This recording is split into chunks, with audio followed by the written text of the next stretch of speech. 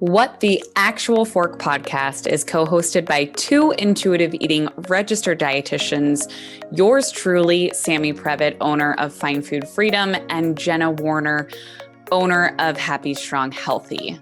We can't stand diet culture bullshit and love keeping it real.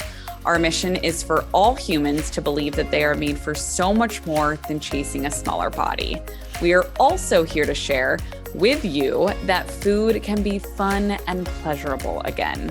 Although we are medical professionals, we are human too. We are not afraid to share our deepest, darkest secrets and how years of our lives were taken by diet culture. We started this podcast so no human has to feel alone in their journey towards food freedom. So get comfy and join us for a casual convo where you can expect to laugh, cry, learn, and grow. Hello. Well, welcome back to What the Actual Fork podcast. This voice might sound a little bit different to you because this is not Sammy or Jenna. This is Anna. I am virtual assistant with Fine Food Freedom, and I have Chelsea here with me. Say hi, Chelsea. Hello, everyone. We are taking over the podcast today for an RD2B episode because we get so many questions from people just like me and Chelsea. We are RD2Bs. I'm a dietetic intern. Chelsea just submitted her DICAS yesterday, which we will get into that more. But we get so many questions from RD2Bs, which for those of you that are listening that don't know what RD2B stands for, it stands for Registered Dietitian 2B. And Sammy and Jenna so graciously allowed us to host an episode to just chat more about all of the things and all the things as a registered dietitian to be pursuing, like intuitive eating, health at every size. So we are thrilled to be here. We've been laughing nonstop before I pressed record. I was jamming to Adele. Chelsea was jamming to Taylor Swift. So we're it really sums us up, like, in a nutshell. Oh yes, for sure. I was like embracing like my inner Sammy and Jenna and just like, okay, let's go. I was having sad girl hours, but it's fine, and we're fine. Oh my goodness, I love it. Well, Chelsea, let's kick it off with some rapid fire. You can go first. Amazing. Okay, Anna, pumpkin spice or peppermint mocha? I feel like this was so out of season. It is, but I still need to know. I do still need to know, though.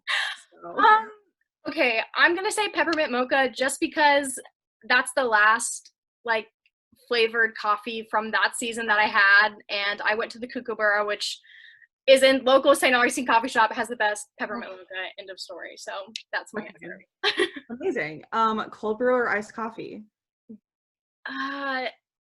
Both? I don't know. I feel like that's like the same thing, right?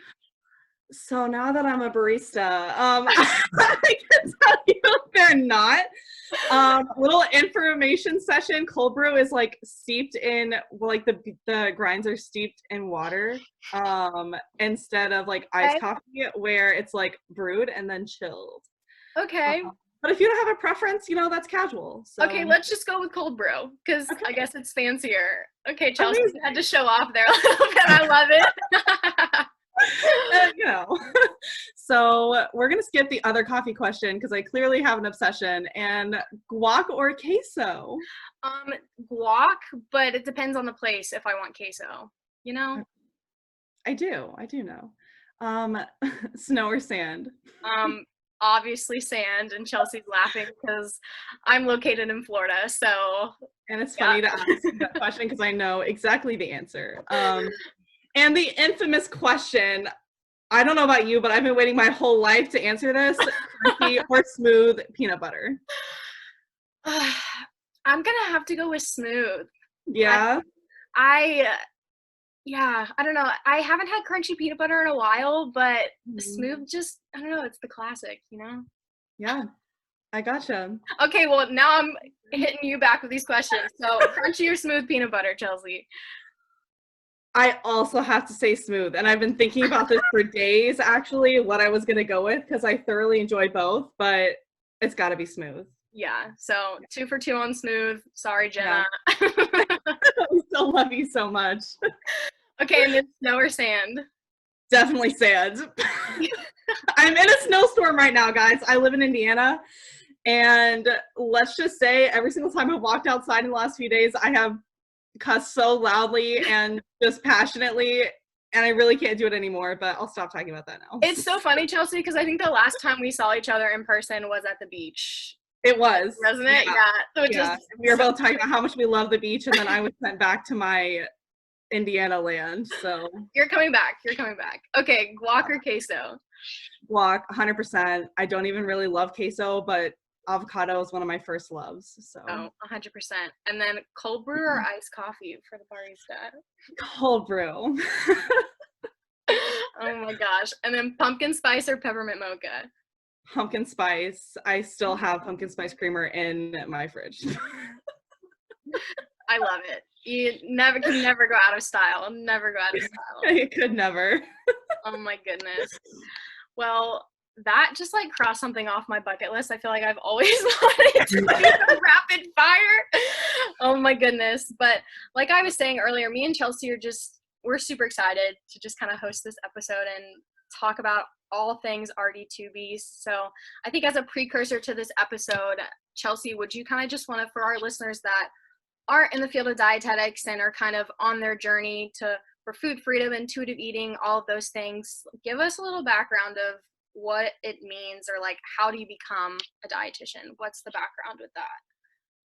Sure. So I might even get this wrong because I feel like I'm learning new things about like what I have to do to actually do this profession that I love every day. So you have to go to an accredited university and fulfill all the requirements of the didactic program in dietetics. So you have to take all these courses. It's like a 4-year degree, but I've heard that you can actually fulfill the course. You can be in a different degree, but fulfill the courses and still get a verification statement, which basically just tells dietetic internships that you're applying to that you have completed all the requirements to become qualified for a dietetic internship. Yeah.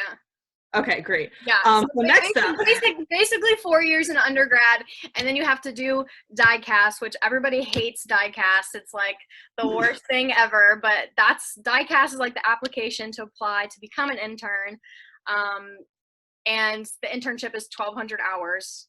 Mm-hmm. Correct? Yes, 1,200 hours. Yeah. I should know this. I'm an intern right now. Yeah, so 1,200 hours.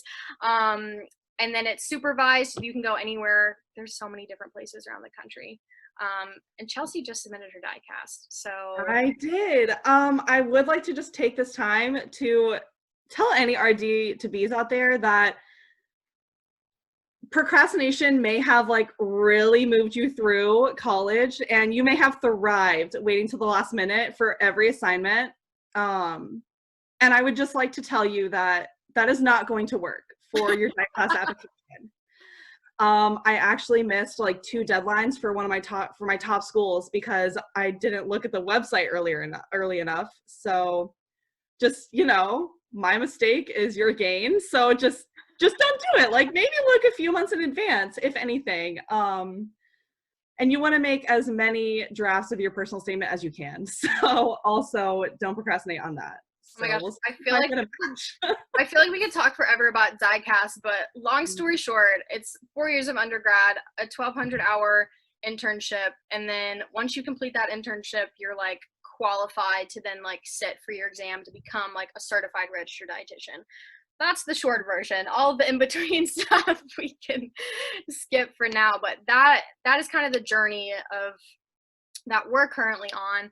Me as a dietetic intern, and Chelsea as a future dietetic intern, just graduating from undergrad. Like that's the journey that we're on. That's the journey that Sammy and Jenna took, which if you've been listening to the podcast for a while, like they met like during Sammy's first job. So like fresh out of her internship. So that's the sum up all of that. That's the backstory, short story of what it means or to become a registered dietitian.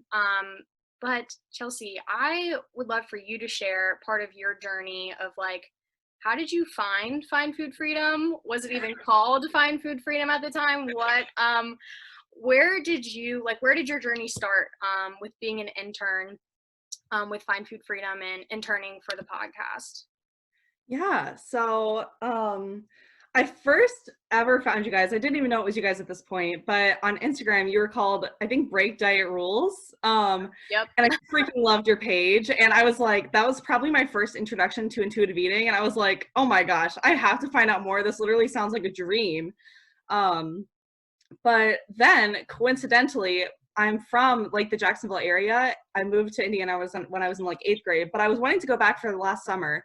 So I looked up dietitians in Jacksonville, like literally on Google. And I was like, oh, like just clicking on all these private practices. And I was like, oh, this one looks nice.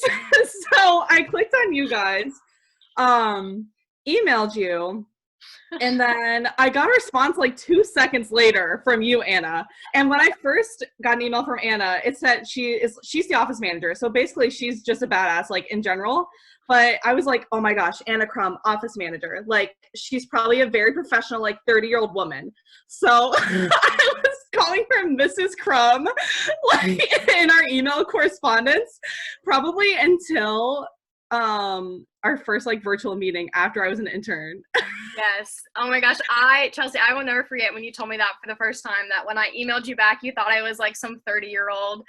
And I think I died. If you're watching this on YouTube, you just saw my reaction. I was nothing. So I feel like I even found Sammy through Instagram. Like that's how I found her. That's how I got introduced to intuitive eating. So we share that background and that story of Instagram, and dietitians on Instagram were basically our first introduction to intuitive eating, which I think is crazy because that shows the power of social media. But Chelsea, I literally love that you found us on Instagram. I don't literally the podcast wouldn't be what it is today without you, or just done so much. For those of you that are listening, also side note, Chelsea runs a lot of our social media and helps create content, and is just a complete badass in that. So no, it's awesome. And a little snippet about my journey as well. So I will have been with Sammy 3 years in August. Oh my gosh. Wow. Which gives me chills thinking about it, because if you listen to the husband podcast that they just came out with a couple weeks ago, Sammy and Jenna and Matt and Luke all kind of shared like their journey of that transition to intuitive eating, and I got to experience that with Sammy. So I got to experience that transition, like fully ingrained into intuitive eating, health at every size. And let's just say it was amazing. Like I got to grow and learn along with her for the Fuck Diet Culture Friday phase of that as well. But I was also in undergrad during that time. And that was very confusing for me, I'm not gonna lie, because Chelsea, I don't know if you can relate to this, but I was diving into intuitive eating, health at every size with Sammy. I was learning so much, interning with her, helping with social media, and then I would go to class and then I'd be like, hold up, like I'm so confused. And not even confused, I think it was just like my heart was conflicted, if that makes sense, because I was like, I am so passionate about intuitive eating, I'm so passionate about people restoring their relationship with food. And then I get to class and I'm like, I like, what is happening?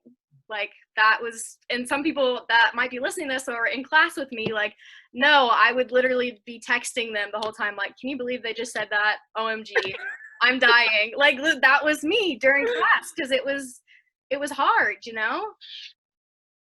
Yeah, I totally get it. And I definitely understand your confusion. I definitely got onto like the intuitive eating train later in my college career, probably. I think it was like senior year. Yeah. And I had an extra semester. So I had probably 2 semesters where I was solidly like really interested in it. And that last semester of my senior year, I actually like gave presentations in class about intuitive eating. I had an opportunity to counsel a client like with supervision of my professor, and I had meetings with Sammy to like discuss how to actually counsel a client with intuitive eating. Luckily, my professor at the time was also very supportive, and she was also like condoning intuitive eating. So that made it kind of a safer space for me to pursue these things. And honestly, I can't imagine if I hadn't had her like on my side kind of through these presentations and the counseling, like trying to talk to my professor in nutrition about like nutrition and how I didn't agree with maybe her, like, if it was like a diet culture or like weight centric focus, like that would just not have worked for me. And it was also like sitting in class with my classmates who were also counseling people and talking to them about their weight and weight loss when weight loss was clearly not the issue. I'm like, how are you missing that they literally hate themselves? And like, you're trying to tell them that weight could fix this problem. Like, it's not going to fix it. Like, you need to stop. Like, and I would kind of use my counseling skills to ask them, like, so have you asked them, like, if they actually think that weight will fix the problem? And they're like, no, we haven't talked about that. And I was like, Yeah, like, no, it's hard. And I think too, like, I've talked to so many friends that are in their internship that, like you said, you were struggling with having that one professor that like just was like, no.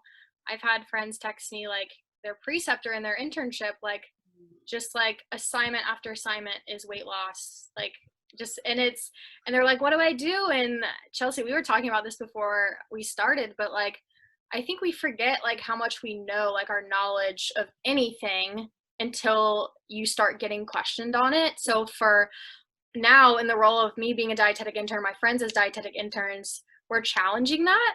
But I feel like it's also hard because we're like, when is the right time to speak up? When is the right time to not say anything? It can be hard. So that we could go down a rabbit hole, I feel like, for that, on that forever. But I also would just love for you to share, Chelsea, where you're at in like your current journey, like in relation to like wanting to become like eventually an intuitive eating dietitian. But we know you said you applied to DICAS, but what does your current journey look like? I'm not sure I'm understanding the question. Like, so I did just apply to DICAS. Like, yeah, so like where are you at like with intuitive eating? Like for me, here, I'll go first. I'll show you. Okay. So I feel like for me in my journey right now, I touched on this too, like as a dietetic intern, like I'm preparing to take that next step after I take my exam to become a registered dietitian. Like I want to take the certification to become an intuitive eating counselor. So this also goes really in depth, like into the question. We get this question a lot on social media, and we put up a poll too as well a couple weeks back. Like, how many of you were taught intuitive eating in school, or how can you, right? Like, how can you start to learn those principles?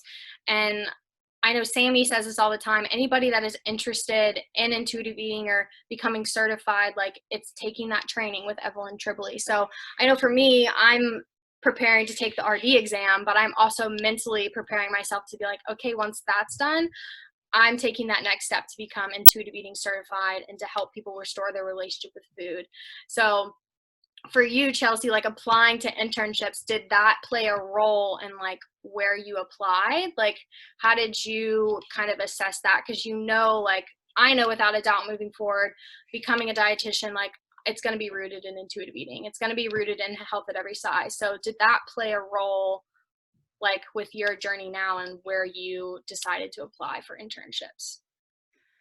Right. So when I was deciding where to apply for internships, I definitely was leaning more towards distance internships actually, because I will have like so much freedom to decide where I want to do my internship rotations, which is important to me, and definitely going to be hitting up Find Food Freedom. But oh gosh. I think I'm really confused about where I am, like, and like where I want to go with my career, because I know absolutely there's no way I could ever work in weight loss. Like I know that for a fact, because when my friends like will talk to me about weight loss, or anyone I meet when they find out I'm studying nutrition, which is why I almost lied about my major the other day. But I didn't. But anyway, whenever anyone finds out I'm studying nutrition, they like want to talk about weight loss, and I'm like, why can't we talk about something else? Like, yeah, I'm not going to help you lose weight. Like, it's not going to work. It's just going to make you feel worse about yourself. And I care about you. Like, I don't want this for you. Yeah. So it plays a huge role. Like it plays, I think it's also when deciding on where to go for dietetic and for your dietetic internship as like an undergraduate student or a master's, whatever you're deciding to do, like you have that in the back of your head. If you're wanting to pursue intuitive eating, you just want to make sure like where you go is going to support that. And sometimes it doesn't always, it just kind of ends up like that. So we could talk about that forever. Like the challenges of like finding a program or like just an internship in general. That's like, if for me, if there's an internship 100% rooted in intuitive eating, health at every size, sign me up. But like that's not out there. Maybe one day, am I speaking that into existence? I don't know. But like that, like it's hard. So I think for any RD2Bs, interns, students listening, like Chelsea even just said, like she's conflicted, she's confused. Like it's not easy. Like I feel like I've had those days too as well. So you're not alone in the fact that you feel like you're the only one trying to pursue like rooting yourself in intuitive eating and not taking the same approach that maybe your professors and other classmates are. So it's a lot for sure. Next question that we're just gonna hop right over to, because I feel like as an intern working under Sammy and then working under Sammy and Jenna for the podcast, I know you can relate to this, Chelsea. They are absolutely hilarious. And oh my gosh. And I just say one of the greatest things I've ever learned from Sammy and Jenna is that you can be a real fucking person and also be a professional badass dietitian. Because I feel like in my coursework and like at Purdue, I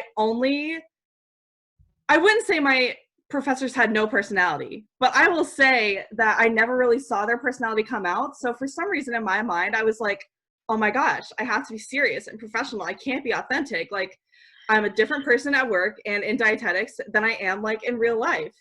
And then Sammy and Jenna are dropping F-bombs on their podcast. Like when I upload the podcast, I have to say it's explicit. And I'm like, I just freaking love this. Like, so I think one of the greatest things I've learned from them so far is truly that you can be yourself and you will find the spot that you fit into life, like just by being yourself and being authentic and speaking from your heart.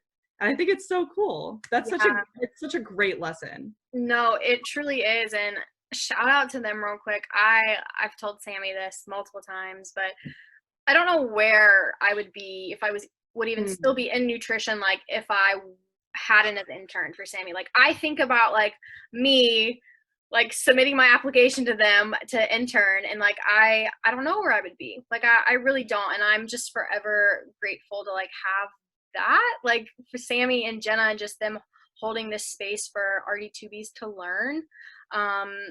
And what it's like to be an intern under Sammy and Jenna, just for everybody listening, like it's it's the best shit show ever, if that makes sense. And Sammy told me, she's like, you can be honest, you can just share your experiences. And honestly, that's life in private practice. For those of you RD2Bs that are listening that want to go into private practice, no day looks the same. Every day is different. And things are going to happen. Like, and nowadays with private practice, you have to be on social media. You have to have a presence online. So like, and then technology doesn't go right. Zoom doesn't go right. Oh my gosh. If you think about all these outside elements that come into the fact that now private practice is so virtual, and like I've experienced that working with Sammy, but things happen. Like I literally think last week, like something happened and I was talking to one of our interns and I was like, life lesson from Sammy, like shit happens, like it just does, and like you just have to make the most of it. And Sammy put up a post the other day and there was like a typo and she was like, okay, you know what, like it's fine, like perfectionism, throwing that out the window. Like we all make typos, we all make errors, like we're real humans helping other real humans, so we're showing up as we are and doing the best that we can. So if anything, I feel like that's a takeaway, the biggest takeaway I think there's so many, I don't want to like pinpoint it down to one takeaway, but like we're human, like we all are, like as interns, as dietitians, like humans, we're all going to make mistakes, we're all imperfect, just we're all trying to help other real humans as well. And I know just another quote that I will never forget Sammy told me was, I think I was like almost applying to become a dietetic intern, and like I was like trying to decide where I wanted to go. And she told me, she was like, don't be afraid of disappointing me. I just don't want you to disappoint yourself. And like that right there, I was like, oh, okay, let me just like cry. And it was just like a moment where I was like, that's so true. So like, regardless of where you're at, like in your journey to become a registered dietitian, as an RD2B, as a student, as an intern, like just don't disappoint yourself. Like worry, like if you're worried about offending somebody else, ultimately when it comes down to it, you have to do what's best for you. And sometimes that's taking leaps. And that's just a big takeaway that Sammy has taught me. But that's my summary of what it's like to work under Sammy and Jenna. I don't know about you, Chelsea, but that's what I think of. So I would love to share. I love these ladies. Let me just say, first off, when I got this internship, I literally was like, yeah, I've definitely run an Instagram before, and this is true, but not like this. Yeah. And there's a lot I had to like learn on the job, and I think something that I learned throughout this internship was like that it's okay to not know as long as you're willing to learn. That's been amazing. Did I know how to edit a freaking YouTube video? Absolutely not. Did I figure it out? Yes, and you can too. So I think that's been really fun. I also just love, like, Anna, you touched on this. It's just a space of like imperfection and appreciating that we are all human, and none of us is going to be perfect. And at the end of the day, like you said, like we have to be able to like not disappoint ourselves. Like that has to be our priority. Like living in our authenticity and trusting our intuition and doing what's right for us, and knowing that that will align and like that it's working together like with other people that it's supposed to. I don't know if that made sense. No. I just finished yoga teacher training, so I'm really just like Bringing some zen into the podcast. Some zen, some, you know, speaking from the heart.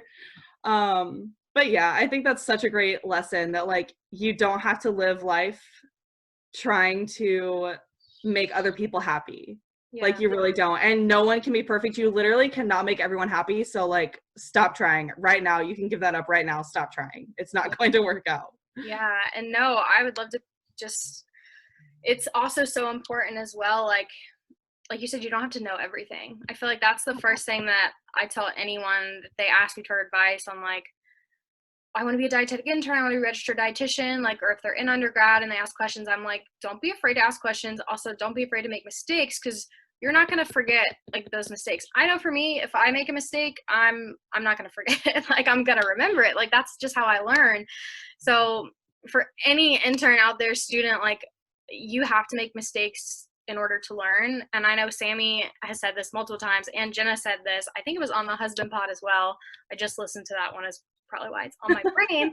But they said on there, like, they're happy to be the ones that like make the mistakes publicly so that other people can learn as well. Like, and I think that is like just a testament of like who Sammy and Jenna are, and the space that they're creating with this podcast, and so graciously allowing us to host an episode.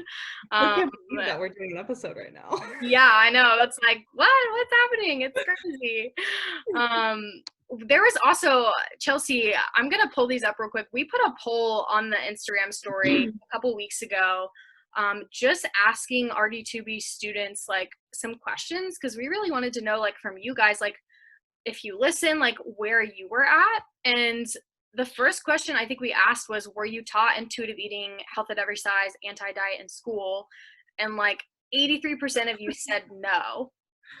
And then the next question was, did you find school difficult when intuitive eating, health at every size was not a part of the conversation?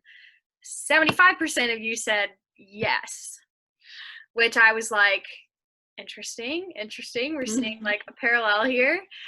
And then the last question we asked was, would building like a virtual RD2B community rooted in health at every size, intuitive eating interest you? And 100% of you said yes, because who doesn't need community of other people going along this journey and trying to just figure out their place in this space of dietetics and nutrition in general. But Chelsea, I know we texted a little bit back and forth about these statistics, but what was like the first thing that came to mind for you, like when seeing, I know we have some people that wrote in like where they first learned about intuitive eating, but what was like the first thing that came into your mind, like when you saw these answers? Well, I can tell you the first thing that came into mind when you read like did you find school difficult when intuitive eating and Haze were not a part of the conversations? The first thing that came to mind was me just like thinking back to, and I also just finished listening to one of our episodes about BMI, but just thinking about how like dietetics is so focused around weight when like why like why is that the marker for health? I don't understand how we got to this point where the size of someone's body, you suddenly could like just look at them and decide if they're healthy or not. Like I really just don't get how we got here, where it doesn't matter what their behaviors are, people are still going to think things based on your body size. Yeah. It's really hard because in class they really reinforce that, and they really believe that you can control your body size. And it's honestly just so hard because I think this is a battle we'll be fighting like forever, like pursuing intuitive eating and health at every size. But it's also one that's so important and so necessary. Yeah. And I mean, it just makes my heart happy that I can pursue this and that I understand it and that I can be there and be that support for people. But at the same time, it also is so sad that so many people are just not going to get it and don't care to get it. Yeah. Yeah. No, that's wow. Like mic drop. Mic drop, Chelsea. Like, no, literally, it's just one hair flip for those that are watching on YouTube. Oh my gosh. No, like that, it's so true. And it's so hard, I think, just when it's not a part of the conversation. It's like, why? But I think it always has to go back to like, we were like taught diet culture, right? Like that, like, Yeah. I think if anything, like, I'm pretty sure Sammy taught me this. I learned everything that I know from Sammy, but like, it's like, we're all human. Like, we were all like, you can't put the blame on somebody because like they don't know any different. Like, that's how we were taught. Like, if I wouldn't have learned about intuitive eating, if I wouldn't have interned with Sammy, I wouldn't know any different. So it's like, you almost have that like grace for other people of like, okay, like, I know where you're at. But it also goes back to that episode, I think, with Evelyn Tribbley, where she said, like, if they're not reachable and teachable, like, it's like you can't do anything. So I think for me, when I saw these statistics, my first thought was like we need to get like a community of like RD2Bs, dietetic intern students that like want to pursue intuitive eating, health at every size, hold space for people that just like aren't, as a whole, like society's just like deems them as like, no, you know, like it's sad. Like, we want to hold that space for other people. And I'm gonna drop something. I didn't know if I was gonna drop it on this episode or not, but a couple of weeks ago, I was like, I talked to Sam. I was like, we just need like a Facebook group for students. Like, we do. And honestly, I don't know what it's gonna be. I'm just announcing it to the world right now on this podcast. But I think honestly, like, if you're listening to this and you're a student, RD2B, dietetic intern, and you want that community, like, we've created a Facebook page and I would love for you to join it. It's called Find Food Freedom Students, and just we'll accept you. I think I have to accept you. I don't know. I honestly hate Facebook. Chelsea knows that. It's actually the worst. I don't have the like capacity to get into that right now, actually. So I'm Instagram 100% all the way. But besides the point, it's called Find Food Freedom Students, and I would love for you to just to join and kind of share where you're at, and just to kind of create that community. Me and Chelsea are both inviting you to just like join a community. Like, I've invited some of my friends that I went to school with, and we just want to kind of hold that space and like see what happens, you know, like, because there's a lot of different communities out there, but I think there's lacking a community specifically just 100% like of students that want to do intuitive eating, health at every size, and that are struggling through their internship or undergrad and feeling like they're doing it alone.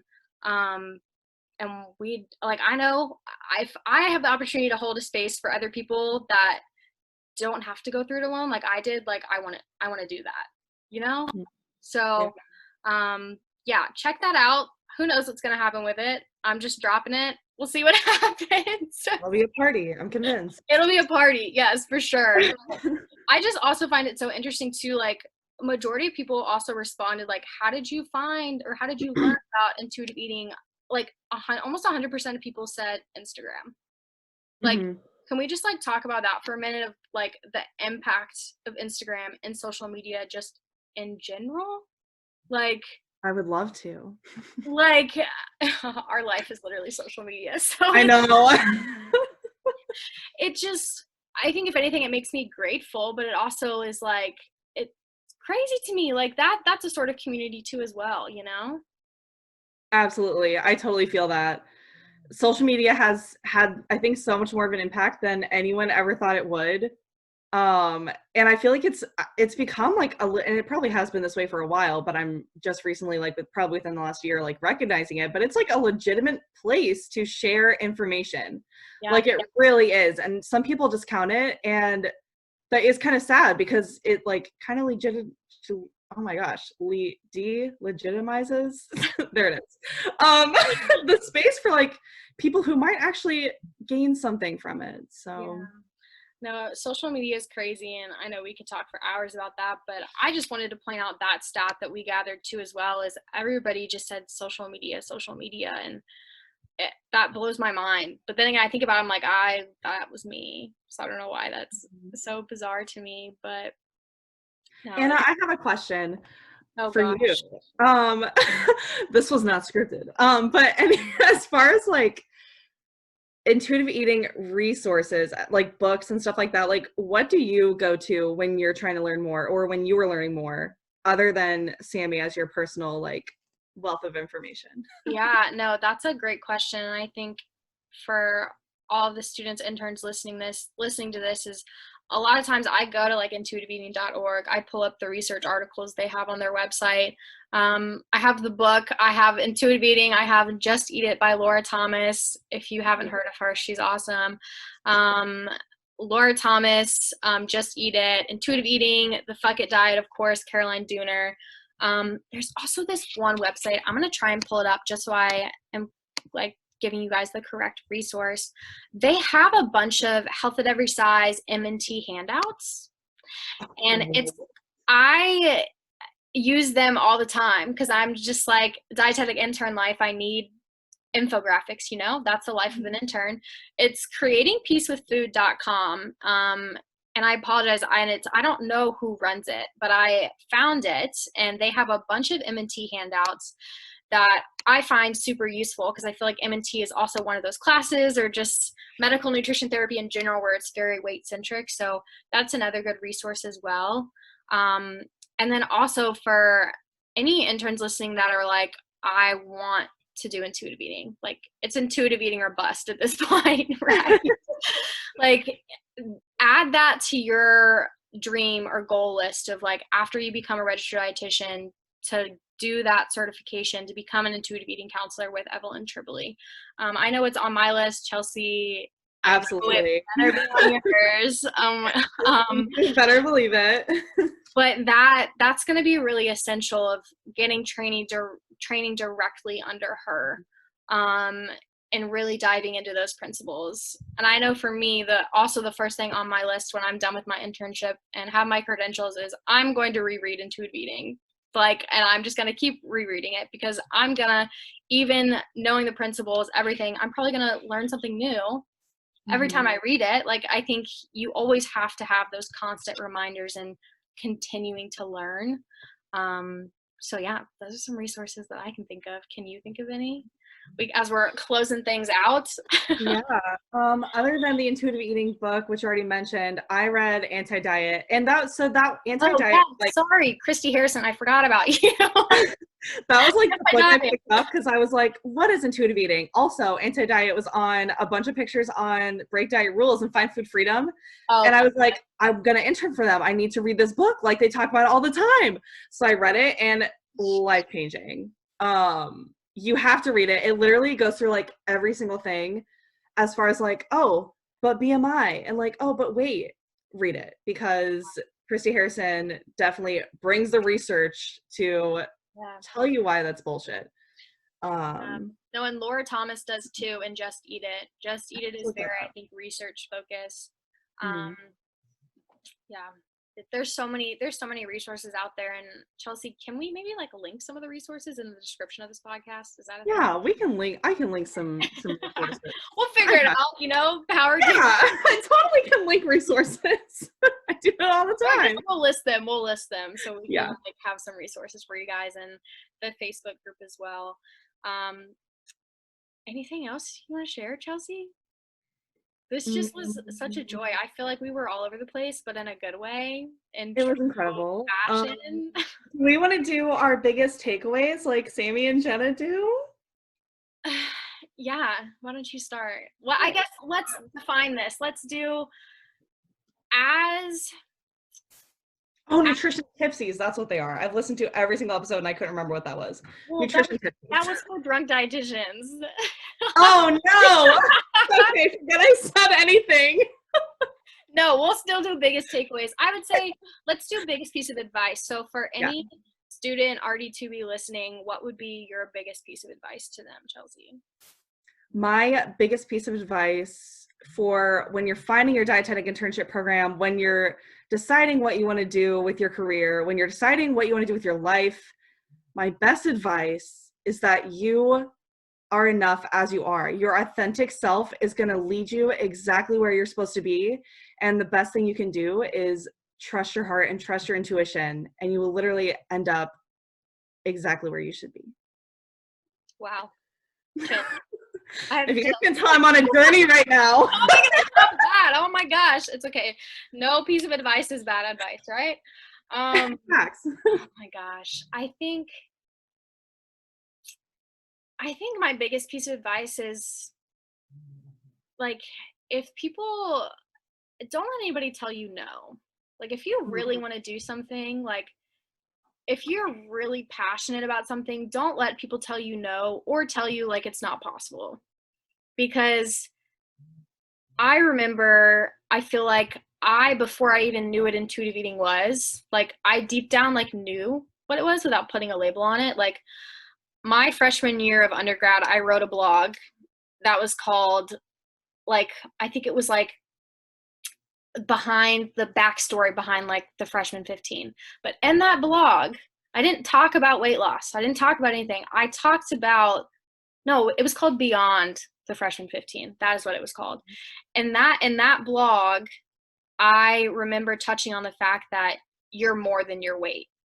Like that was before I even knew what intuitive eating was. So if you know deep down that like what you want to do with your life is helping people restore their relationship with food, you want it to be rooted in intuitive eating, don't let somebody tell you no. I know that's hard because we have preceptors, we have bosses that are just like, no, like maybe they don't agree, but deep down, like we know, like we have to trust like our intuition with that, you know, like we have to trust that like you have that like internal knowing of like there's something deeper going on here than just like weight loss or like nutrition or eating whole grains. Like, you know, like there's something deeper going on. I'm laughing.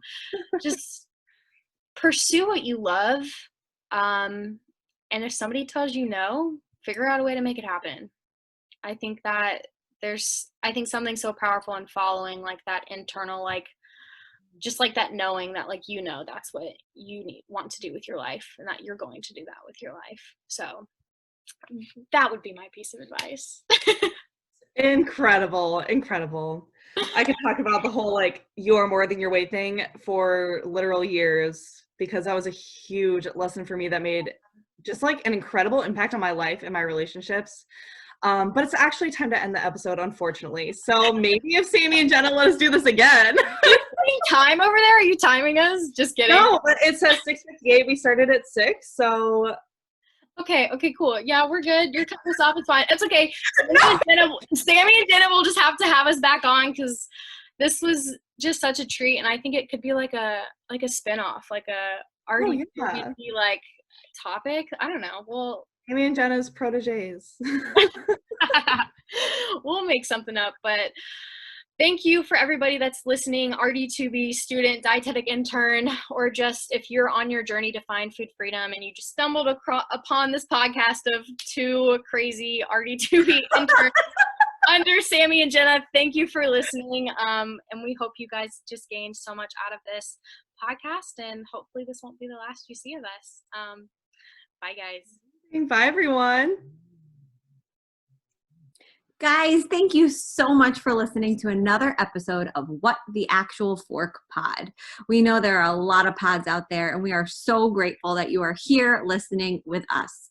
If you enjoyed this episode, please be sure to subscribe, like, share with all your friends and faves, and follow along with us on social at What the Actual Fork Pod. We promise to continue to bring you the hottest topics, greatest guests, and the most fun you can possibly have while fighting diet culture bullshit. We love you, we appreciate you, and we will see you next week for a lot more fun.